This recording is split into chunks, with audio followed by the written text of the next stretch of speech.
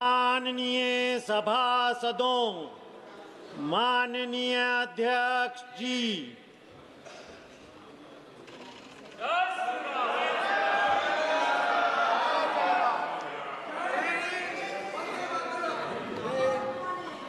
प्रश्न संख्या 61 डॉक्टर अमोल राम सिंह कोले। Sir, question number 61।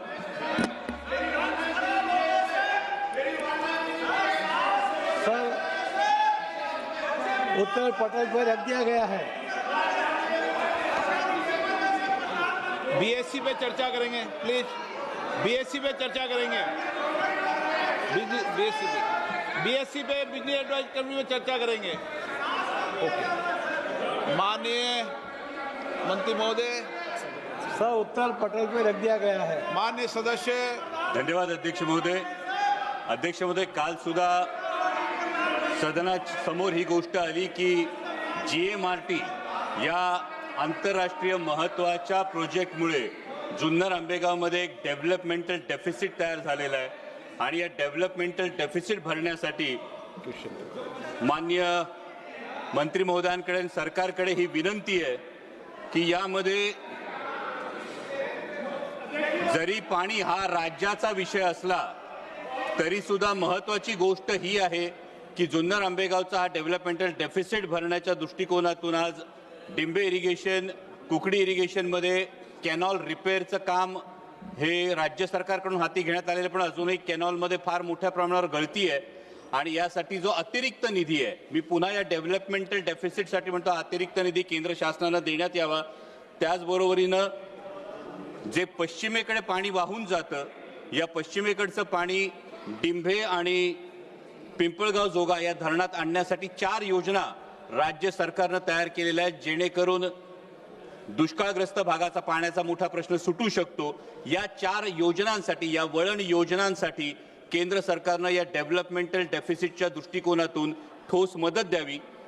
तिसरी महत्त्वाची गोष्ट आहे सर की आपण जे उत्तर दिलेलं आहे, या उत्तरामधली अनेक धरणं आज 25 ते 30% गाळाने भरलेली आहेत आणि त्यामुळे धरणांची आज साठवण क्षमता कमी झालेली आहे। या धरणांमधला गाळ काढण्याच्या दृष्टिकोनातून त्यांची साठवण क्षमता वाढवण्यासाठी केंद्र सरकारनं राज्य सरकारला तशी सूचना द्यावी ही विनंती।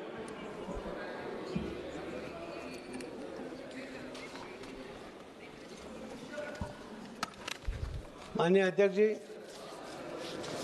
ये जो सदस्य जी ने जो प्रश्न पूछा है, महाराष्ट्र में अगर वो चाहेंगे तो मैं मराठी में बोल सकता हूँ।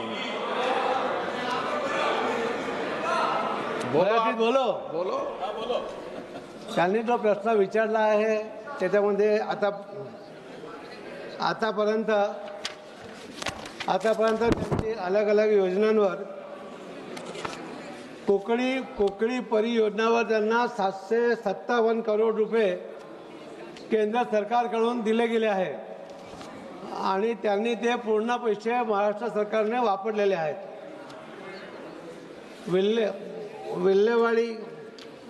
विल्हेवाडीवर सुद्धा 41.27 करोड रुपये त्यांना केंद्र सरकारने दिले, ते त्यांनी संपूर्ण वापरलेले आहेत। चस्कमान परियोजना 144 किलोमीटरचा लेंथ आहे, ते कंप्लीट झालेली आहे, परंतु त्याच्यामध्ये फक्त 14 किलोमीटर लाइनिंग झालेली आहे।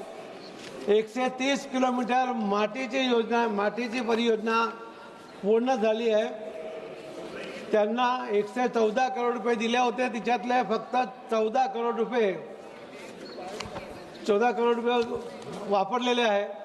बाकी 100 करोड त्यांच्याकडे उपलब्ध आहे। महाराष्ट्र सरकार परियोजनाची किंमत वाढल्यामुळे दुसरे पैसे ते त्यांच्याकडून टाकून ते परियोजना पूर्ण करण्याकरता त्यांनी प्रयत्न सुरू केलेला आहे। धन्यवाद सर। Honourable member. सर, माझा प्रश्न पुन्हा केवळ किती निधी दिला हा नव्हता। कालही सदनाच्या पटलावर माननीय रेल्वे मंत्र्यांनी उत्तर देताना GMRT मुळे या भागामध्ये कुठलाही इंडस्ट्री होऊ शकत नाही, त्यामुळे हा एक देशाच्या दृष्टीने महत्त्वाचा, आंतरराष्ट्रीय दृष्टीने महत्त्वाचा एक प्रोजेक्ट जर आमच्या भागात आहे, तर या भागामध्ये कुठलीही डेव्हलपमेंट होत नसल्यामुळे डेव्हलपमेंटल डेफिसिट तयार झालाय आणि ही नैतिक जबाबदारी केंद्र सरकारची आहे की या भागाचा डेव्हलपमेंटल डेफिसिट दूर करावा.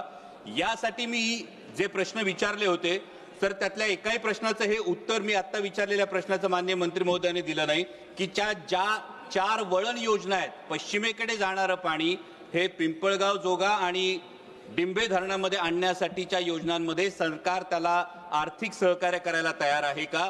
कॅनॉल रिपेअरसाठीचा एक्स्ट्रा निधी हा सरकार देणार आहे का? आणि धरणांमधला गाळ काढण्याच्या दृष्टीने राज्य सरकारला सूचना देणार आहे का? हा डेव्हलपमेंटल डेफिसिट भरण्यासाठी केंद्र सरकारकडे विनंती आहे.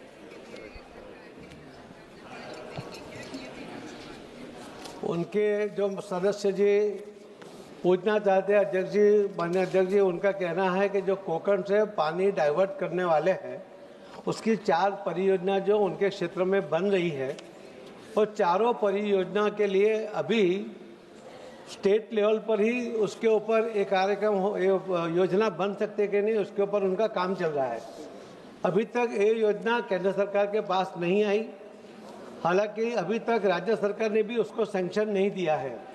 जब वो सैंक्शन देंगे उसके बाद CWG के पास वो योजना आएगी, वो फिजिकल चेक करेंगे कि योजना बन सकती है नहीं बन सकती, उसका वो सैंक्शन देंगे. उसके पास हमारे सेक्रेटरी की जो कमेटी बनी है, उस कमेटी के अंदर उसको कितनी अर्थ सहायक करनी होगी या कर सकते हैं उसके ऊपर निर्णय होगा, और उसके बाद उसको पैसा सैंक्शन होगा तो दिया जाएगा. मगर अभी तक जो योजना जब स्टेट में नहीं बनी है, जब वहाँ भी अभी काम शुरू किया है, तो अभी ये उत्तर देना हमारे लिए संभव नहीं है. धन्यवाद. माननीय सदस्य इंद्रांग सुब्बा.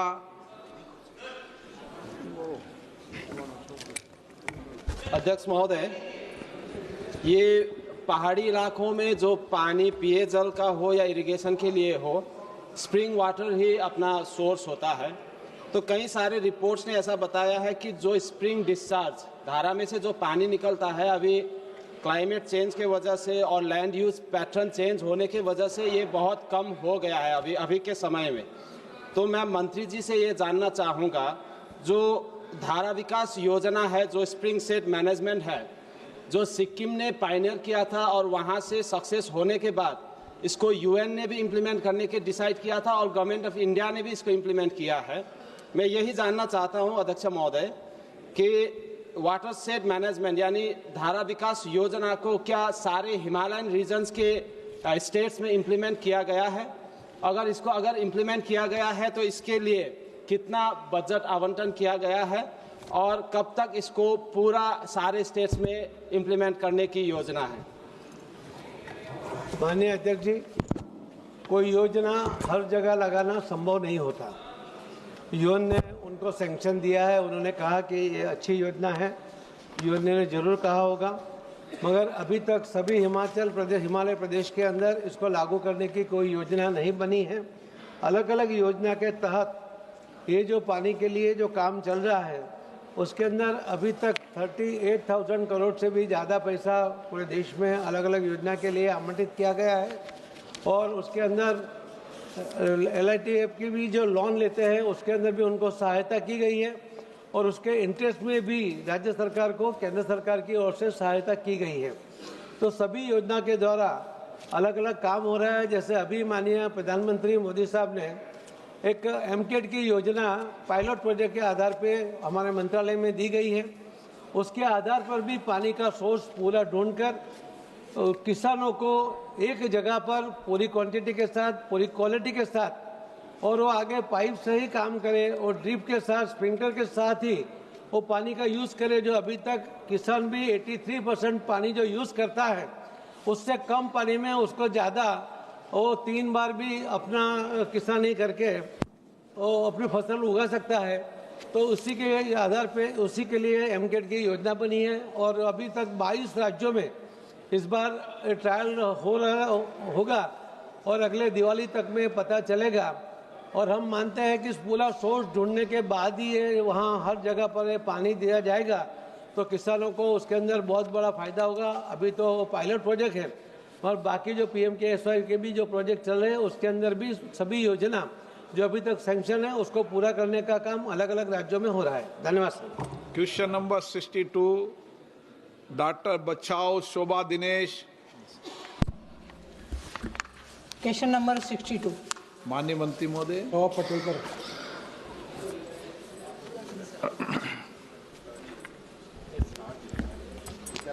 माननीय अध्यक्ष महोदय, मी मंत्री महोदयांना धुळे पिंपळगाव या राष्ट्रीय महामार्ग 3च्या कामांच्या संदर्भामध्ये प्रश्न विचारू इच्छिते।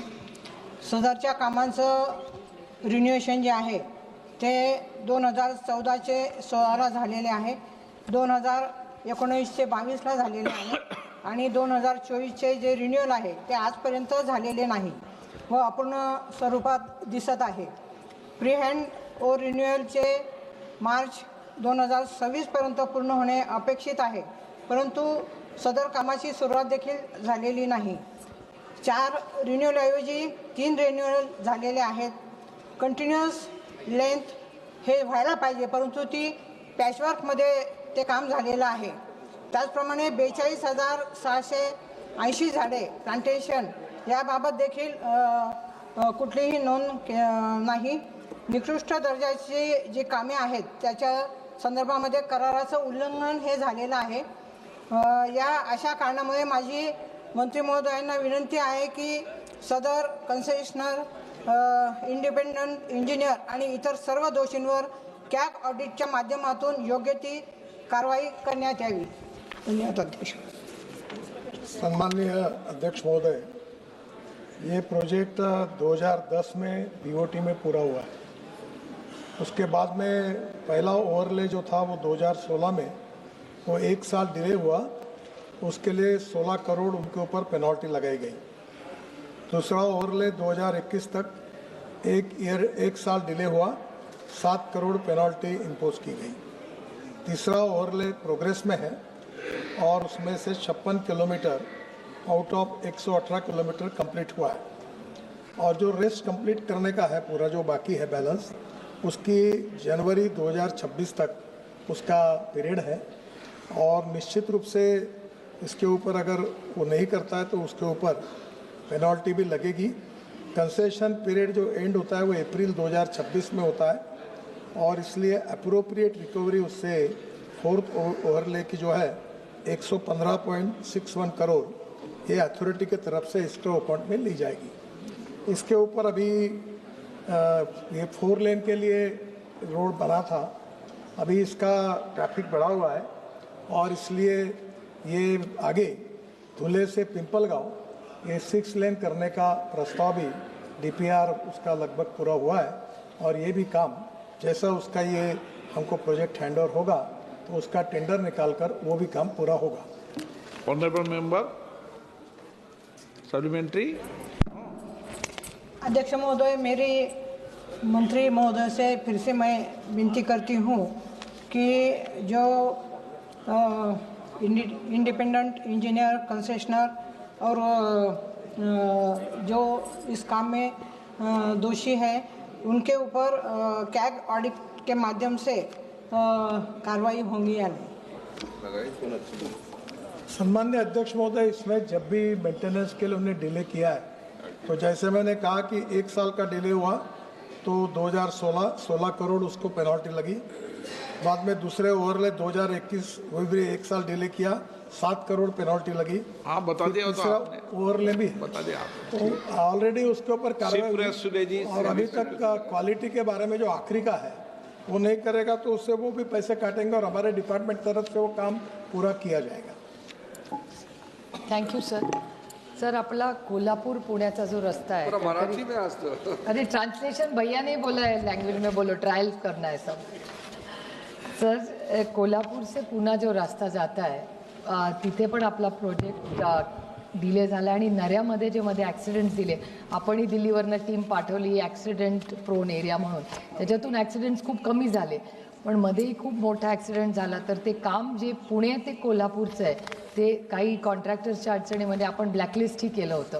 तर ते पूर्ण काम कधी होईल आणि नऱ्याच्या भागामध्ये अजून काही सुधारणा करता येतील का? कारण का त्याच्यात ब्लॅक स्पॉट्स आहेत आणि सातत्याने ॲक्सिडेंट्स आधीपेक्षा खूप कमी आहेत, पण ते शून्यावर आणण्यासाठी अजून आपल्याला काय करता येईल? Thank you sir. सम्मान्य अध्यक्ष महोदय, वैसे इस प्रश्न से जुड़ा हुआ नहीं है, पर पुणे से कोल्हापुर ये बहुत इम्पोर्टेंट रोड है. इसमें से पुणे से सातारा ये विशेष रूप से पहले रिलायंस के पास था, अब उसको हमने टर्मिनेट करके रिप्लेसमेंट हुआ है और इस रोड का ऊपर अभी हम लोग फिर से नया अध्ययन कर रहे हैं. पुणे में जो वेस्टर्ली बाईपास था उसके सर्विस लेन को हम अपने बजट प्रोविजन से उसका काम हम शुरू किया है और ये पूरे पुणे से सातारा तक अच्छा करने के लिए 6000 करोड़ का DPR हमने लगभग बनाया है और जल्दी ही हमारी डिपार्टमेंट की ओर से उसके ऊपर काम किया जाएगा. इसमें जो खंबाट की घाट की जो टनल है उसमें नई टनल, पहली पुरानी टनल थी जब मैं PW मिनिस्टर था महाराष्ट्र में तब बनाई थी. अब इसके बाद में आगे की टनल जो है 2, उसमें से एक टनल अब जल्दी हम ओपन कर रहे हैं. आगे सातारा के बाद कोल्हापुर तक ऑलरेडी उस काम को अवार्ड किया गया है. इस काम में थोड़ी सी दिक्कतें आई है, उसका अगले सप्ताह मेरे यहाँ रिव्यू मीटिंग भी है, पर इसमें जो सुझाव सम्माननीय मेंबर ऑफ पार्लियामेंट कोल्हापुर के थे और बाकी लोगों ने दिए उसको लिए हैं और ये भी प्रोजेक्ट निश्चित रूप से पूरा करने की कोशिश है और जल्दी ही ये पूरा कंप्लीट प्रोजेक्ट करके 1 साल के अंदर ये कंप्लीट करेंगे ताकि ये BCS कॉरिडोर जो बेंगलोर की तरफ जाता है उसमें कोई तकलीफ नहीं रहेगी. श्री गौरव गोगोई. धन्यवाद अध्यक्ष महोदय. मैं आदरणीय मंत्री महोदय को शुभकामनाएं देता हूं कि कुछ दिन पहले एक वीडियो सामाजिक माध्यम में काफ़ी विस्तारित हुआ था कि एक हाईवे पे आपकी गाड़ी बहुत रफ्तार से जा रही थी और वो देख के हमें असम में ईर्ष्या हुआ क्योंकि असम में टोल गेट्स आ रहे हैं लेकिन हम 100 किलोमीटर या 130 किलोमीटर पर आवर हम गाड़ी वहाँ पे नहीं चला सकते क्योंकि क्वालिटी इतना ख़राब है, स्पीड ब्रेकर्स डैमेज. तो असम के लोग टोल दे रहे हैं पर उस क्वालिटी का जो हाईवे जो आपके वीडियोस में देखते हैं हमको नहीं मिल रहा. विशेष रूप से जोरहाट से डिब्रूगढ़, मैं आपको बार बार ये कहता हूँ, जोरहाट से डिब्रूगढ़ NH37 का बहुत ख़राब स्थिति है. आपने पिछले सत्र में जांजी का उल्लेख किया. जांजी का पार्ट ठीक है लेकिन जांजी वाला पार्ट आपके कहने के बाद वहाँ पे काम सुधार हुआ है, लेकिन जोरहाट से डिब्रूगढ़ बहुत लंबा डिस्टेंस है जिसमें जांजी के बाद जो जगह आती है डीमो मोरान बहुत ख़राब है. तो मुझे पता नहीं चल रहा कि लोग क्यों टोल दे रहे हैं जबकि एक NH37 जो जोरहाट डिब्रूगढ़ वही आज तक ठीक नहीं हुआ. मैं दोबारा आपसे दरखास्त करूंगा कि आप वहाँ के NHIDCL को बोलें कि काम तेज़ी से हो. धन्यवाद. ये NHIDCL अध्यक्ष महोदय काम कर रही है. सम्मान्य सदस्य जो तकरार कर रहे हैं वो सही है क्योंकि बरसात जब गिर गई तब रास्ता काफ़ी बिगड़ गया और वैसे उस काम के बारे में भी काफ़ी तकरारें थी. बाद में अनेक सदस्यों ने कहने के बाद उसकी इंक्वायरी भी की गई, उसमें कॉन्ट्रैक्टर के ऊपर भी कार्रवाई की गई, काफ़ी बातें रेक्टिफाई की गई है. मुझे लगता है कि 6 महीने के अंदर यह रास्ता ठीक हो जाएगा. वॉर फुटिंग पर अब वो काम शुरू है. धर्मेंद्र यादव. धन्यवाद अध्यक्ष जी. आपके माध्यम से माननीय मंत्री जी से अपने क्षेत्र की कुछ गंभीर समस्याएं जो इसी चीज से संबंधित हैं उनके बारे में उठाना चाहता हूं. ये सभापति जी बनारस से प्रश्नकाल है सर. प्रश्नकाल में ही इसी मुद्दे से संबंधित तो संक्षिप्त क्वालिटी की बात चल रही है सभापति जी, उसी मुद्दे बात कर रहा हूं. संक्षिप्त में बोलना. अधूरे प्रोजेक्टों की बात चल रही है उसी पे बोलूंगा.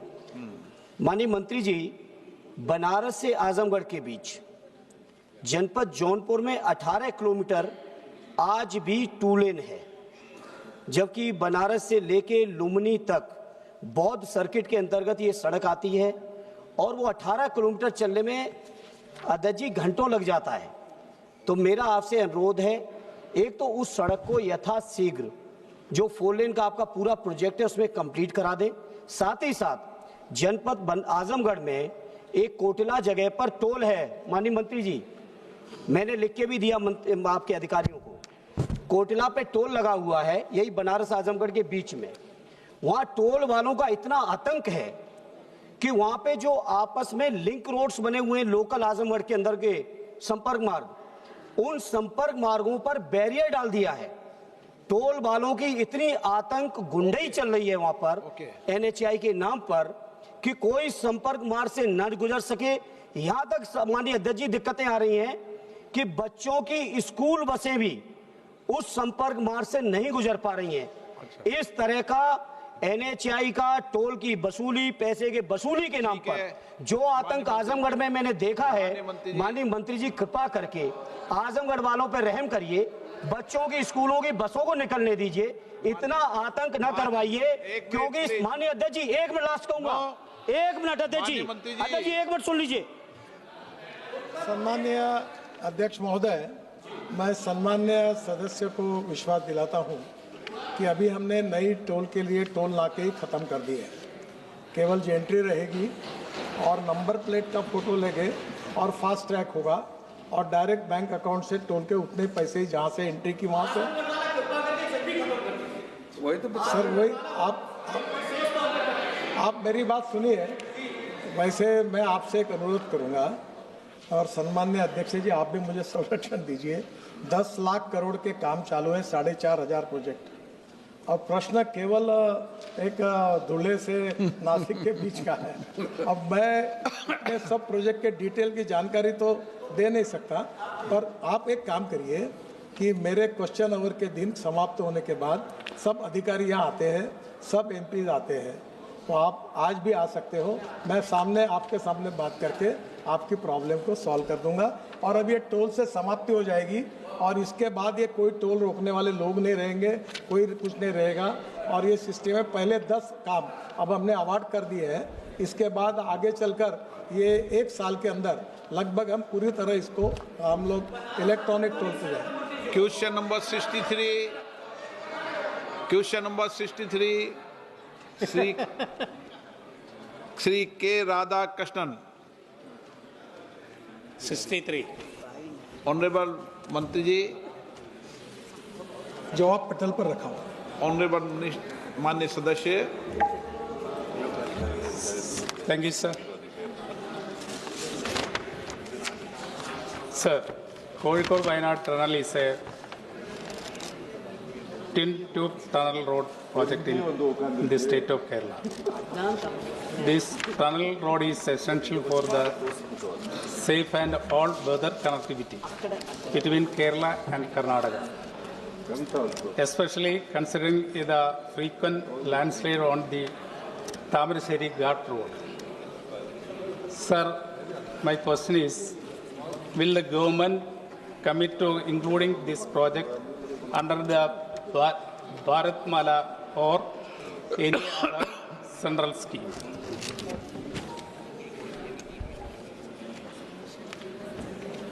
Sir, Honorable Speaker, sir, this is one of the important tunnel road project.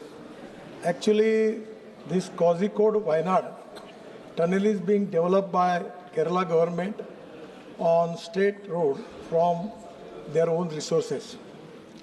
MORT is responsible for the development and maintenance of only national highway. The proposal for any financial assistance still up till now, we don't have any proposal we received from Kerala government.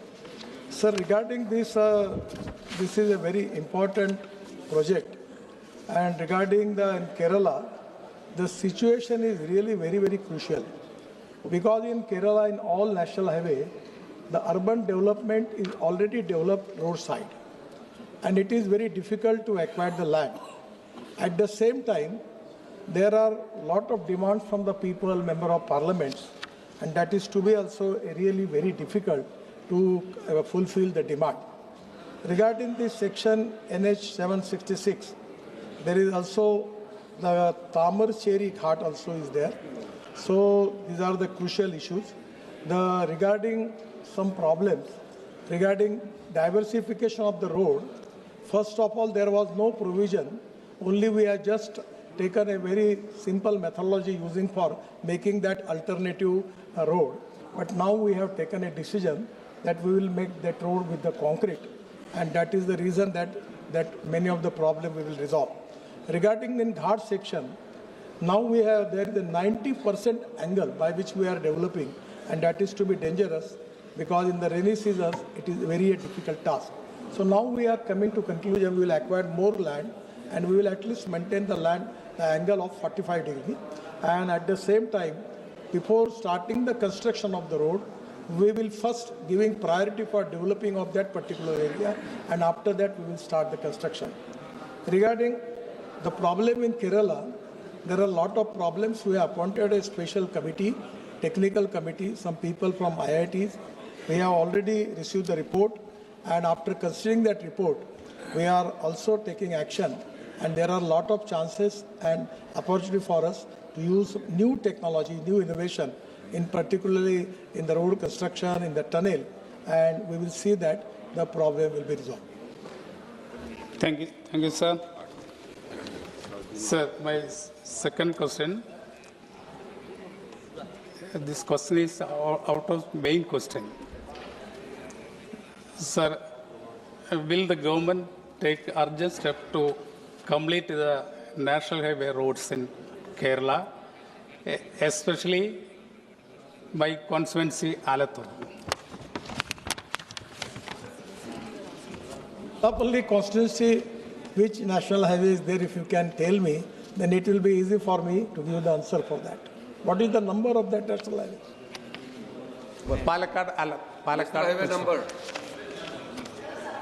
Sir, actually, in Kerala particularly, situation is really very, very challenging. Per kilometer, land acquisition costs come to 50 crore rupees per kilometer. Sir, previously, it was committed by the Chief Minister that the state government will contribute 50% of the land acquisition cost.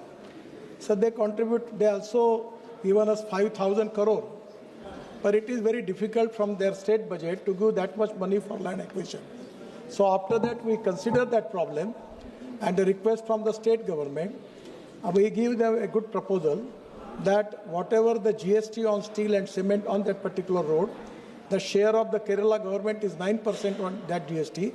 That will be contributed from the state government for that project. Then the royalty for the aggregate, sand and stone, other things, that is also to be exempted, and by which we have find out some solution. And now there is no problem about the land acquisition. We have already resolved that. But the Kerala, the problem is that there is no land available for acquisition. And even in green alignment also there is a lot of problems. So today this Palakkad Kozhikode is also one of the important projects, new project. And we have already the project a proposal to be already submitted to the ministry, and we are now also working on it. We will make the pre-feasibility report, and positively we will try to resolve that issue, and that is the need of that particular region. So we are very positive about it. We will try to do it. Srimati Mahua Motra. Thank you, sir. With your permission, I'd like to bring the attention of the Honourable Minister to the deplorable state of the National Highway 12, which goes through from Calcutta till, it used to be National Highway 34, sir. It is now National Highway 12, which is basically the North Bengal, South Bengal. The condition of the road from Boro Jaguli till the Murshidabad border, going to the district of Nadia, after the monsoon, sir, is absolutely abysmal. There are huge craters, waterlogging. No repair has been done, sir. And also, due to the lack of service lanes and truck laybys, because of the dhabas and the petrol pumps, there are accidents happening every day with people trying to take illegal U-turns. If this is something that could be fixed at the earliest. Thank you so much, sir. Honorable Sir, the question is only related with the Kerala state government. This is the question, Honorable Member, which is already raised, is from West Bengal. Sir, I will request Honorable Member that after question hour, all officers are there. You come there, I will resolve your issue. Arvind Sawan. धन्यवाद sir. एक महत्वपूर्ण प्रश्न है। महाराष्ट्र में मुंबई गोवा पिछले 10 सालों से भी ज्यादा, चांद पर जितना खर्चा नहीं है उससे ज्यादा खर्चा रास्ते को हो गया है, फिर भी आज तक वो रास्ता नहीं पूरा हो रहा है, रास्ता ठीक नहीं हो रहा है। आप इसमें व्यक्तिगत रूप से अगर ध्यान दोगे तो ये काम होगा। मैं आपके द्वारा विनती करता हूँ, बहुत परेशान है लोग 10 बरस से, तो ये रास्ता कब होगा और किस तरह से होगा? धन्यवाद सर। ये सम्मान्य सदस्य जो कह रहे हैं ऑनरेबल चेयरमैन सर, ये सही है। ये रास्ता 2009 में शुरू हुआ और मैं मंत्री 2014 में बना हूँ, तो ये पुराने स्टेट पीडब्ल्यूडी के उस समय की सरकार को दिया हुआ था, उन्होंने शुरू किया। यहाँ लैंड एक्विजिशन के प्रॉब्लम थे, अभी तक बहुत कॉन्ट्रैक्टर बदल गए, क्या कारण है मालूम नहीं, काफ़ी कार्रवाई भी की गई, पर अब लगभग 89% काम पूरा हुआ है और इस साल अप्रैल के अंदर ये कंप्लीट रोड पूरा होगा और इसमें कोई तकलीफ नहीं होगी। और इसको बहुत डिले हुआ है, मैं स्वीकार करता हूँ, अप्रैल के पहले पूरा होगा। क्वेश्चन नंबर 64 श्री माथे शरण VS। नो, माननीय मंत्री जी। इसका मेरे अध्यक्ष महोदय सवाल पटल पर रखा हुआ। माननीय सदस्य राजीव जी, राय जी। धन्यवाद सर। सबसे पहले तो मैं एक धन्यवाद दूंगा माननीय मंत्री जी को बलिया मऊ के सैंक्शन करने के लिए, लेकिन मैं डरा हुआ हूं क्योंकि वाराणसी गोरखपुर राजमार्ग के बारे में कई बार मैंने आपसे व्यक्तिगत मुलाकात भी किया, लिख कर भी दिया और मेरे पास आश्वासन का पत्र भी है आपके मंत्रालय से कि 30 मई को पूरा हो जाएगा। कल मैंने कमेटी के बैठक में भी उठाया था, लेकिन अभी लगता है कि कोई उस पर काम नहीं हो रहा है। और जो सवाल जवाब आता है माननीय मंत्री जी, अन्यथा मत लीजिएगा कि वो बिलो द रेट किया इसलिए उसको हमने बंद कर दिया, ये बिलो द रेट किया। हमारे यहाँ जब से मैं पहली बार आपके यहाँ आया आज तक पता कर लीजिएगा उस रोड पर कितना एक्सीडेंट हो गया है। वो जेपी वाला भाग गया, पैसा सीज कर लिए, उससे आम जनता को लेना देना नहीं। हर रोज मर रहा है, रोज के पास जो फ्लाईओवर है सबसे खतरनाक है, कल मैंने आपके अधिकारियों को भी बताया। तो मैं मेरा निवेदन सिर्फ इतना है सर कि जो माननीय मंत्री जी ने पत्र लिखा था कि 30 मई तक पूरा हो जाएगा, नहीं हो रहा है तो उसके बाद क्या कार्रवाई हो रही है? कुछ चीजें माननीय मंत्री जी ने कहा कि आप जाके मिल भी लिया करें। सर आज सम्मान्य अध्यक्ष महोदय, ये ऐसे 10 लाख करोड़ के 3,500 से ज़्यादा प्रोजेक्ट शुरू है। हर प्रोजेक्ट का डिटेल मेरे पास भी नहीं है और मुझे उतनी जानकारी भी नहीं है, पर ये जहाँ तक ये आपने वाराणसी गोरखपुर का पकड़ा है ये प्रोजेक्ट का, इसमें कुछ दिक्कतें आई थी, जो कंपनी थी उसकी भी प्रॉब्लम्स थे और अभी ये लगभग मार्च 26 के पहले ये कंप्लीट हो जाएगा और आपको मार्च 26 के बाद कोई तकरार नहीं रहेगी। Question number 65 Shri Ajay Bhatt. Question number 65 से माननीय मंत्री महोदय, उत्तर पटल पर रख दिया गया है। माननीय सदस्य। मान्यवर, उत्तराखंड एक पर्वतीय राज्य है और आपदाओं की मार झेलता है। हमको मात्र 4 महीने काम करने के लिए मिलते हैं। मैं माननीय प्रधानमंत्री जी को बधाई देता हूं कि ये जो JJM चलाई, इससे आम आदमी और जहां तक कोई जा नहीं सकता था वहां तक पानी पहुंच रहा है। परंतु हमारे वहां पर अभी एक प्रॉब्लम यह है मान्यवर कि पंप लगने थे, पैसा नहीं है, पंप नहीं लग रहा है। ओवरहेड टैंक बनने थे, लाइन बिछ गई, पैसा नहीं है। और चूंकि उत्तर में कहा गया है कि हमने पूरा पैसा दे दिया है 90-10 के अनुपात में, लेकिन 10 का अनुपात जो था राज्य सरकार ने तो पूरा दे दिया, लेकिन 90-10 में जो पैसा दिया है आपने बताया है उत्तर में 25 और 26 में कोई भी इस वित्तीय वर्ष में एक नया पैसा भी हमको नहीं मिला। इसलिए मान्यवर, इसमें चाहे कुछ भी हो, यहाँ से कोई टीम जाए, कोई देखे और वहाँ जाके कम से कम जब वो बिखरी पड़ी है लाइनें, लोग बाग कहते हैं कैसे हुआ है और पैसा दे रही सरकार, नियत साफ है, तो उसको पैसा रिलीज करना चाहिए मान्यवर जितना भी बचा हुआ है। और हमको अभी 3,568 और 3,289 रुपये यानी कि 90% के योगदान से हमको इतना पैसा अभी तक मिलना है। क्या ये धनराशि इसी वित्तीय वर्ष में रिलीज कर दी जाएगी, ये मैं मंत्री जी से जानना चाहता हूँ। माननीय अध्यक्ष जी, जल जीवन मिशन हमारे देश के लिए एक बहुत ही महत्वपूर्ण प्रोजेक्ट माननीय प्रधानमंत्री जी ने किया था। आज तक करीब 15 करोड़ घरों में जल जीवन मिशन के द्वारा पानी दिया गया है। उत्तराखंड के अंदर भी बाकी जगह तो 50-50% पैसा दिया जाता है। उत्तराखंड या कुछ राज्यों में 90-10 के जरिए 90% पैसा केंद्र सरकार की ओर से उनको वित्तीय सहायता दी जाती है। इस बार भी माननीय FM ने इस बार भी 67,000 करोड़ रुपया इसके लिए आवंटित किया गया है, मगर कई जगह से, कई राज्यों से, कई MPओ से बहुत सी कंप्लेन इसके बारे में आई। माननीय प्रधानमंत्री श्री मोदी साहब ने अभी भी एक निर्देश दिया और बार बार दिया है कि ये जो योजना है वो लोगों के घर में पानी देने के लिए बनी है। पानी देना ही पड़ेगा, पाइप बिछाकर या सिर्फ नल डाल के, फोटो डाल के वो अगर छोड़ देंगे तो चलेगा नहीं, उसके ऊपर एक्शन लिया जाएगा। मैं आपके बताऊं कि अभी तक इसके अंदर करीब 4,000 लोगों के ऊपर कोई अधिकारी है, कोई मंत्री है, कोई कॉन्ट्रैक्टर है, उनको ब्लैकलिस्ट किया गया। एक राजस्थान के मंत्री तो कल तक वो जेल में थे। कई लोगों के ऊपर एक्शन ली गई है, किसी को चार्जशीट दिया गया है। हम लोग स्कीम के द्वारा, एक स्कीम बनाकर स्कीम के द्वारा ही उनको पैसा देना चाहते हैं, और जो अभी तक जो पैसा उनको दिया गया उसका वो हिसाब भी जमा करे, उसका वेरिफिकेशन भी दे। और जब तक वो नहीं देंगे उसको पैसा देना हमारे लिए भी मुश्किल है, और उसीलिए हमने कैबिनेट से अभी तो मंजूरी भी मांगी नहीं है। जब तक ये हो जाएगा, हमने सभी मुख्यमंत्रियों को भी कहा है, सभी MPओ को तो हमने अलग से बुलाकर भी कहा था कि आपकी जो भी कंप्लेन है हम उसके ऊपर एक्शन लेंगे। माननीय प्रधानमंत्री जी ने तो 119 टीम बनाकर अलग अलग राज्यों में अलग अलग स्कीम को चेक करने के लिए भेजा। उसके अंदर जो गलतियां या कमियां पाई गई उसके ऊपर भी एक्शन लेने के लिए हमने हर CS को और CM को भी पत्र द्वारा बताया गया है।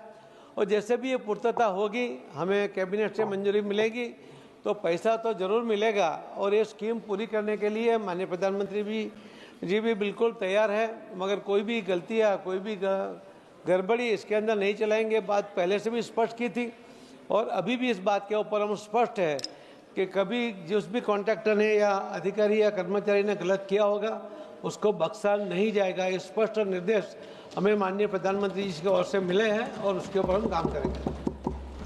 मान्यवर IMIS के अनुसार इंटीग्रेटेड मैनेजमेंट इंफॉर्मेशन सिस्टम, इसमें हमको 9,735.55 करोड़ रुपए मिले।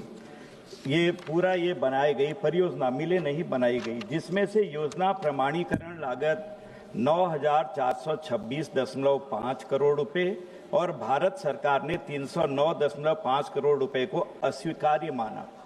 मान्यवर, मेरा निवेदन यह है कि अस्वीकार्य मानने का जो कारण है वो कारण बताया जाए। हमारे वहाँ 97% जो योजनाएं हैं, जो टीम गई थी उसने उनको उचित माना है, ठीक माना है।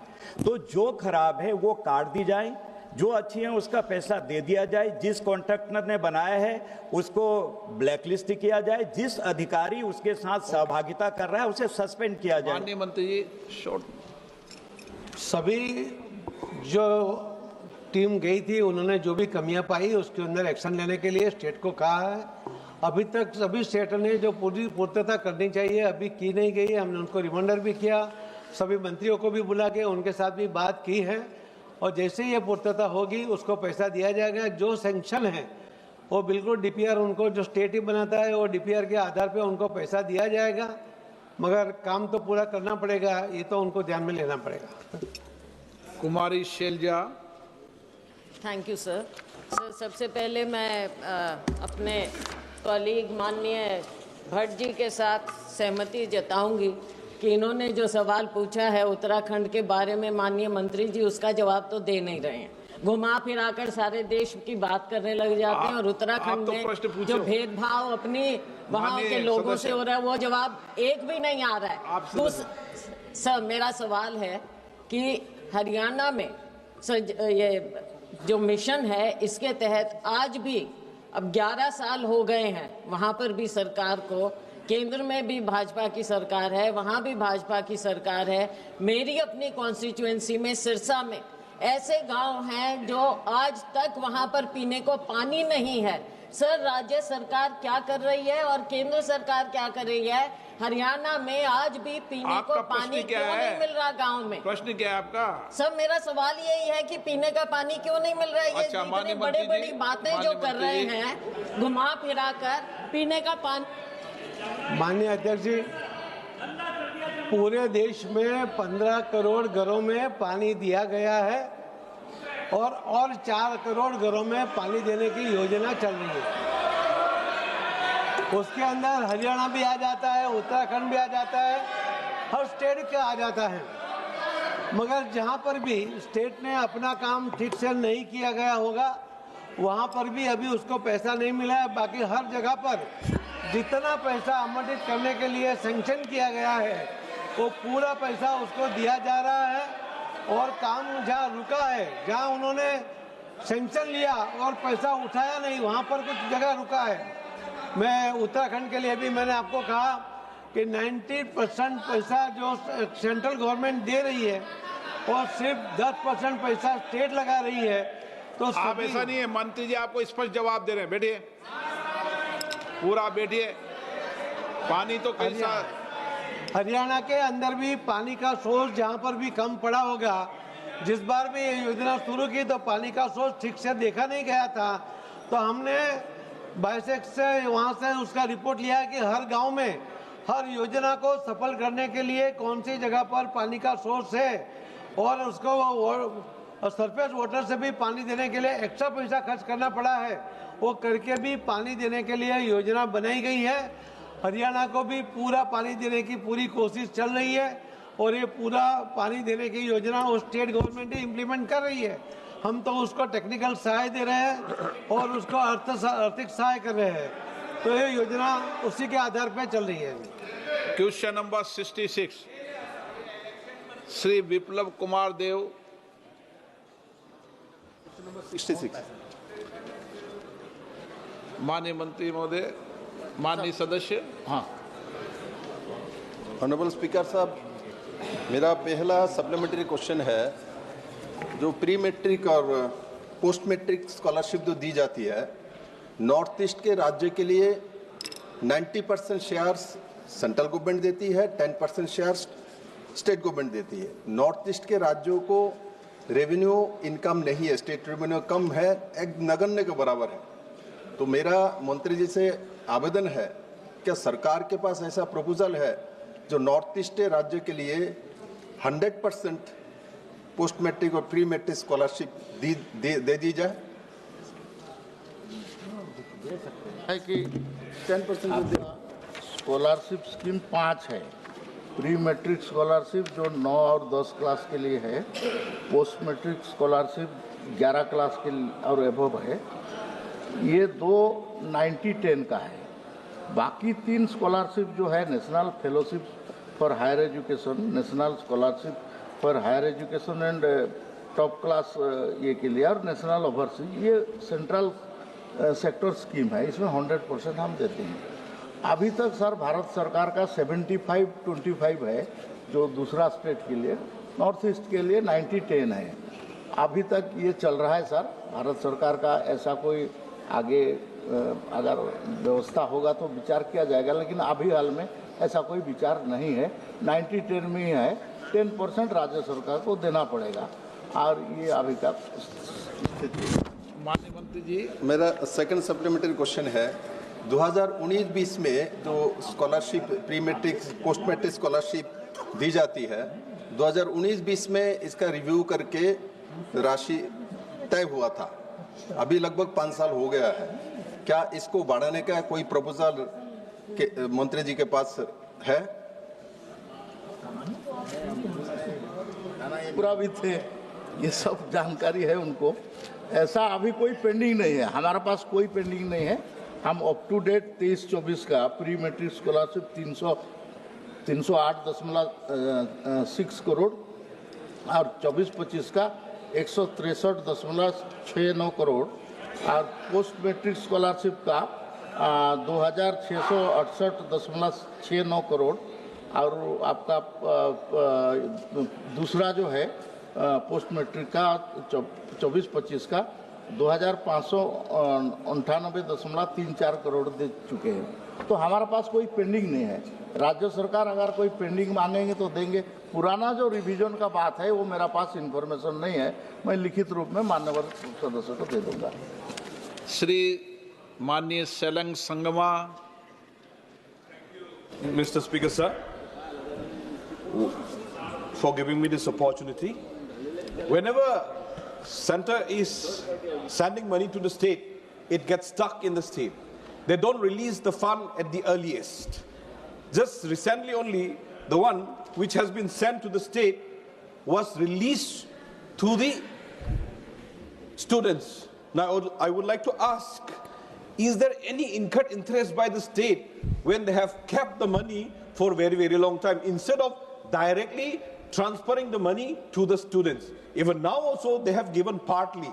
So I would like to ask, if the 100% from the state, center has been released, why the state is reluctant to release directly to the students? We know that there is a federal structure that is running the government, but at least there should be some directions from the state government itself to send the money directly to the students. They should not keep the money as to get the incurred interest. So this is a malpractice, Mr. Speaker, sir. Sir, federal structure में हमको तो राज्यों को पैसा देना पड़ रहा है, लेकिन आगे चल के हम इसका उपाय सोच रहे हैं। जो माननीय सदस्य बताइए, यह सही बात है कि हम राज्यों को दे देते हैं, राज्य सरकार उसको 1 साल 6 महीना ऐसा करके उसको अपना ट्रेजरी में रखते हैं। तो अभी एक पूल बनाएंगे जो पैसा को विथड्रॉ नहीं कर सकते, उसमें उसको खर्चा करने के लिए अनिवार्य है, और उसके बाद ही वहाँ से हम पैसा यहाँ से देंगे, नहीं तो नहीं देंगे। यूटिलाइजेशन सर्टिफिकेट का जो सिस्टम है, इसमें बड़ा गड़बड़ी है। राज्य सरकार बहुत डिले करते हैं, हम उसको चिट्ठी लिखते रहते हैं, वो नहीं करते हैं। लेकिन इसके लिए भारत सरकार ने उपाय सोच रहा है और जल्दी ही इसको हल होगा, ऐसा मेरे को माननीय सदस्य को आश्वस्त करना है। क्वेश्चन नंबर 67, श्री ओम प्रकाश राजे निंबालकर। माननीय मंत्री महोदय, laid on the table of the house. Mian Altaf Ahmad. Sir, मैं आपकी विसादत से ऑनरेबल मिनिस्टर साहब जो यहाँ बैठे हुए हैं, बहुत सारे पूरे मुल्क में ट्राइबल एरियाज़ ऐसे हैं जहाँ अभी तक बिजली की सहूलियत नहीं पहुँची है, मोबाइल टावर्स जो हैं उनकी सहूलियत नहीं पहुँची है, सोलर लाइट्स का जो प्रोग्राम है वो नहीं पहुँचा है। ख़ास तौर पे मैं जम्मू कश्मीर का जिक्र करना चाहता हूँ और मिनिस्टर साहब जो हैं इनकी नोटिस में लाना चाहता हूँ कि वो इसकी तरफ पूरा ध्यान दें। इस वक्त तक वहाँ पे लोगों को मोबाइल टावर्स, ख़ास तौर पे वो लोग जो अपने लाइव स्टॉक के साथ अपर रीच में जाते हैं, बहकू में जाते हैं अपने माल मवेशी के साथ, उनको मोबाइल टावर्स की कोई फैसिलिटी नहीं है, उनको सोलर लाइट्स की कोई फैसिलिटी नहीं है। और उसके साथ साथ जो बिजली का मामला है, जिन लोगों को आज तक भी पावर नहीं पहुंचा है, क्या आपके पास कोई प्रोग्राम है कि उनको आने वाले टाइम में जितना जल्दी हो सके पावर पहुंचे? Thank you sir. सर, मान्यवर सदस्यों ने जो प्रश्न किया है ये पीएम जनवन का है। पीएम जनवन मतलब 75 जो पीवीटीजी हैं, पर्टिकुलरली वनरेबल ट्राइबल ग्रुप है, उनके लिए है। उसमें 9 मंत्रालय काम कर रहे हैं sir. Rural development, health and family welfare, जल शक्ति, women and child, education, power, और उसके बाद renewable energy, communication and tribal affairs. तो हमने हाउस होल्ड जो टारगेट लिया था वो 1,45,083 विलेज, उसमें से हम लोग करीब 9,000 विलेज में हम लोग दिया है। जम्मू कश्मीर का पर्टिकुलरली पीवीटीजी नहीं है, लेकिन मान्यवर सदस्यों को मैं एक सुझाव देना चाहता हूँ। अभी जो धरती आबा प्रोग्राम लॉन्चिंग हुआ है, ये 63,000 गाँव में इसको किया जाएगा। और 17 मंत्रालय 25 इंटरवेंशन इसमें है। उसमें इलेक्ट्रिफिकेशन भी है, आपका वाटर सप्लाई भी है और बाकी भी है। मान्यवर सदस्य उसको थोड़ा देख ले अपना एरिया का, अगर उसमें इंक्लूडेड है वो गांव सब तो उसको चिट्ठी लिख ले, नहीं तो फिर मैंने भी उनको लिख के दे दूंगा। अगर नहीं है तो आगे चल के इसको होगा। ये 3 साल का प्रोग्राम है। 80,000 करोड़ भारत सरकार ने खर्चा करेगा। सर, भारत सरकार में इतना बड़ा स्पेंडिंग जनजाति के लिए कभी नहीं हुआ था। माननीय प्रधानमंत्री जी ने इसको स्पेशली आपका धरती आबा का लॉन्चिंग करके 2 अक्टूबर से हजारीबाग से लॉन्चिंग हुआ है, ये चल रहा है। और सर 549 डिस्ट्रिक्ट, 750 डिस्ट्रिक्ट में से 549 डिस्ट्रिक्ट, 2911 ब्लॉक और 63,843 गांव इसमें इंक्लूड है सर। तो इसमें जम्मू कश्मीर का भी होगा, स्पेसिफिकली मेरा पास नहीं है, मैं लिखित रूप में भी उनको उस एरिया का दे सकता हूँ। श्री माननीय अनंत नायक जी। धन्यवाद सभापति महोदय। मैं माननीय प्रधानमंत्री और ट्राइबल मिनिस्टर को धन्यवाद दे रहा हूँ। जो प्रिमिटिव ट्राइब है, पहला बार किसी सरकार इसके बारे में सोचा जो ग्राउंड लेवल में उसका डेवलपमेंट के लिए, लेकिन वहाँ पर जो खर्च हो रहा है उसका परसेंटेज जब देखते हैं उसी आधार में उसका खर्च नहीं हो रहा है। मैं माननीय मंत्री से जानना चाहता हूँ, जिला लेवल में या ब्लॉक लेवल में जहाँ पर प्रिमिटिव ट्राइब है, कैसा सिस्टम बना है ये 9 मिनिस्ट्री का साथ मिल करके ट्राइबल डिपार्टमेंट वो अच्छा से काम कर सकता है, वो प्राइम मिनिस्टर का ये जो सोच को कार्यकारी कर सकता है। इसके लिए 3 टायर का मॉनिटरिंग सिस्टम है। एक तो मिनिस्ट्री चेयरमैन मैं हूँ, उसका ये कर रहा हूँ, बाकी कैबिनेट सेक्रेटरी स्वयं देखते हैं और आपका चीफ सेक्रेटरी स्टेट लेवल में इसको डायरेक्ट मॉनिटरिंग कर रहा है। ये रियल टाइम मॉनिटरिंग है सर, ऑनलाइन में है, पोर्टल में है, तो इसलिए कोई इसको ये नहीं कर सकता। जियो टैग्ड भी है, कोई काम हो गया उसका वो अगर अपलोड करेगा और नहीं हुआ है तो उसको पकड़ा जाएगा। तो इसलिए ऐसा नहीं है, ये बहुत सख्त मॉनिटरिंग हो रहा है और 3 टायर मॉनिटरिंग में बहुत पक्का ये हो रहा है। तो इसलिए ये ऑलमोस्ट 75 अचीवमेंट है और 25% बाकी है, उसको आगे हम पूरा कर देंगे sir. Question number 60 Shashi Tharoor ji. Simply that in Kerala, sir, because of a financial crisis affecting the state government, in February this year, they have cut the funding for 27 out of the 49 tribal welfare schemes in the state. I'm just wondering, sir, is there some way the central government can help in and compensate where the state government is not able to fulfill its duties to the tribal people? Is there any way that, for example, the benefits of PM Janman could be extended to Kerala?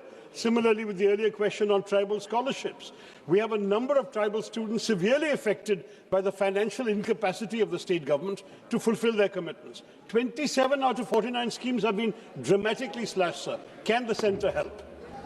नहीं sir, जो आपका regular scheme है वो state government को जा रहा है, लेकिन 2 स्पेशल स्कीम है, पीएम जनमन एंड धरती आबा, ये all are implemented by the central ministry. तो इसमें कोई स्टेट का इन्वॉल्वमेंट ज़्यादा नहीं है, डायरेक्टली ये सेंट्रल मिनिस्ट्री कर रहा है। जैसा आपका उदाहरण स्वरूप आपका ministry of rural development house hold बनाएगा 54,236, ये पीएम जनमन का है। तो इसमें हम लोग का आरडी मिनिस्ट्री करेगा, उसमें राज्य सरकार का कोई लेन देन नहीं है सर। एक मिनट सर, आप उसमें से 13,000 कंप्लीट है। ऐसे रूरल रोड आपका 5,114 किलोमीटर बनेगा, इसमें से भी आपका ऑलमोस्ट काम चालू हो गया है। इसमें राज्य सरकार का इन्वॉल्वमेंट नहीं है। पीएम जनमन और धरती आबा ये 2 सेंट्रल सेक्टर स्कीम है, इसमें सेंट्रल गवर्नमेंट डायरेक्ट कर रहा है। बाकी जो स्कीम है SCA टू TSP आर्टिकल 275 और बाकी जो स्कीम है स्कॉलरशिप, जो इससे पहले क्वेश्चन था, इसमें राज्य सरकार का इन्वॉल्वमेंट है और उतना परसेंट देना पड़ेगा। तो उसके लिए सर ये तो अभी तक का डिसीजन है भारत सरकार का। तो फेडरल स्ट्रक्चर में राज्य सरकार भी जब उनका अधिकार मांगते हैं तो थोड़ा तो देना पड़ेगा उनको सर, इसमें कोई उपाय नहीं है। Question number 68 Shri PC Mohan. माननीय मंत्री जी जवाब पटल पर रखा। माननीय सदस्य। Sir, as per the reply given by the ministry, there's a steady growth in EV vehicle registrations in Karnataka, sir. As of now, this year about 170,000 vehicles have been registered, sir. My question is that the quantum of assistance sanctioned to Karnataka under central schemes including FAME2 and PM E-Drive and related to EV infrastructure programs, together with the utilization status of such funds, sir. And my second supplementary is whether any measures have been proposed to streamline approval, strengthen grid readiness at charging locations, and ensure timely execution of upcoming EV charging projects through improved coordination among central agency, state authorities, and private charging network operators, sir. Adhyaksh Mohoday, presently 57 lakhs EVs registered in India. EV sales rates was faster than IC engines in 2024 and 2025. EV car increased by 20.8% and petrol and diesel by 4.2%. Two-wheeler EVs increased by 33% and petrol and diesel by 14%. There are three-wheelers EVs by 18% and petrol and diesel by 6%. Sir, in Karnataka, the EV growth is 16.6% and Bengaluru, it is 9.9%. Indian EV market potential is of 20 lakh crores by 2030, with rupees 1 crore annual sales of vehicle, creating 5 crore new jobs by 2030. 400 plus startups in electric two-wheelers sale increased by 21% since 2024. The lithium is very important. I remember when we had taken a decision for electric vehicle, the cost of the lithium-ion battery was $150 per kilowatt per hour. But now it is presently coming to $55 per kilowatt per hour. This is really a good indication. At the same time, there is a good news for our country that in Jammu and Kashmir, the 6 million tons, the lithium reserves are there, which is of the 6% of the world. The mining ministry is working on that for the futuristic development of our country. This is very important. And at the same time, we are already having a lot of research on the battery chemistry regarding the lithium ion, sodium ion, zinc ion, and aluminum ion. I am very much confident this is the future. But at the same time, the futuristic fuel is the hydrogen. Honorable Petroleum Minister is here. And I have also got the car, which is on hydrogen. And the car is from the Toyota. It's just like Mercedes, giving the comforts of that level. And the name of the car is Mirai. The Mirai Japanese words mean the future. And already our Prime Minister has given highest priority for green hydrogen mission, and that is to be the future. So today, presently, we are the importer of the energy, but I am confident that under the leadership of our Prime Minister, in Atmanirbhar Bharat, we will be the exporter of the energy to the whole world. And for that reason, our government is giving highest priority for development of alternative fuel and biofuel. Sir, regarding battery charging, the electric charging system, it is also a challenging field because every time the technology is changing. So remember, sir, at the time when the mobile phone started, I remember when I was in Mumbai, the phone from Ericsson, and there was a charger for every mobile phone, it was different. But at the same time, we need fast charging system. At the same time, we need charging system which can be useful for trucks, buses, scooters, three-wheelers, two-wheelers, and that is exactly very important. Constantly, the research is going on, new innovations are going on. Even in the electric two-wheelers, 400 startups are working. The charging system, a lot of people are working. But this minister, the subject is related with the three ministries. The power ministry, honorable minister is here. Their heavy industries ministry. Government has already given a lot of incentives and subsidies as far as this is with the heavy industries, and already it is to be given to all the stakeholders in the country. At the same time, Karnataka is also beneficial, but that subject is with the heavy industry. But the priority of our government is giving priority for alternative and biofuel, because we have the import of fossil fuel costing 22 lakh crore. it creates lot of pollution. And because of pollution, you are all facing the crucial problem. I am also facing the problem in Delhi. So it is very important for the country. The policy is import substitute, cost effective, pollution free and indigenous. On the basis of that, government is already supporting all the policy which are going to create alternative and biofuel in automobile industry. And the last thing which I want to tell you, sir, it is to be great pride and pleasure for the country that when I taken charge as a minister, our automobile industry's number in the world was 7. And today, sir, our number is 3rd. We just surpassed Japan. The first number is USA, having the size of the industry 79 lakh crore. The second number is China is 49 lakh crore and India is 22 lakh crore. And I am confident because of electric vehicle, 100%. Honorable my colleague Mr. Puri is here. The alternative fuel, he is also working. Prahlad Joshi ji is working. Our government is working. Our government have the green hydrogen mission. The way in which we are proceeding towards the future, I am confident that the day will come that within a year, within some year, we will be number 1 in the world. So this is the bright future of this industry. We are very much supporting all the alternative fuel and biofuel. And for our ecology and environment, we have to protect the air pollution. That is the equally important for the government. प्रश्नकाल समाप्त। आपका सवाल मंत्री जी ने पूरा माननीय सदस्यगण, मुझे निम्नलिखित माननीय सदस्यों की स्थगन प्रस्ताव की सूचना प्राप्त हुई है। कुमारी सुधार, प्रोफेसर सौगत राय, सुश्री इकरा चौधरी,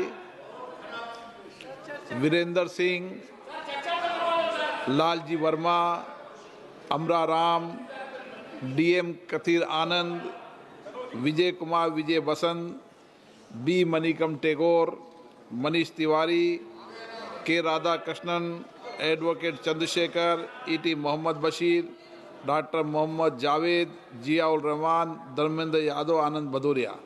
मैंने स्थगन प्रस्ताव की किसी भी सूचना की आज अनुमति प्रदान नहीं की गई है।